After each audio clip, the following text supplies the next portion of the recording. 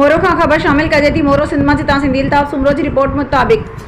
मेहरबान ऐं मोहसिन क़िबला हाफ़िज़ ग़ुलाम अकबर भुट्टो जा तमाम प्यारा दोस्त ऐं मुर्शिदनि करीमन महबूब सजण साईं जा प्यारा मजाज ख़लीफ़ा जमात इस्लाह अल मुस्लिमीन ज़िला शहीद बेनज़ीराबाद जा सदर मोहतरम जनाब हज़रत अल्लामा मौलाना ख़लीफ़ा ग़ुलाम कादिर बिरोही तायरी नक्शबंदी ज़िले जनरल सेक्रेटरी हज़रत अल्लामा मौलाना ग़ुलाम शबीर डायरी तायरी नक्शबंदी ज़िले नायब सदर अल्लामा फ़कीर अमानुल्लाह पंवर तायरी नक्शबंदी ज़िले फ़नान सेक्रेटरी अल्लामा फ़कीर कुर्बान अली भट्टी तायरी नक्शबंदी हज़रत अल्लामा मौलाना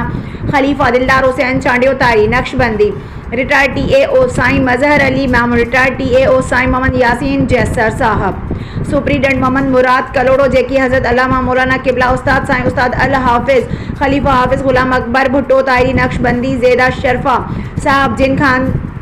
तिबी परसी करण आया साईं जिन सां ख़ूब कचहरी ऐं रूह रिहाण थी ऐं साईं वारनि सां जो लंगर गॾु कयो।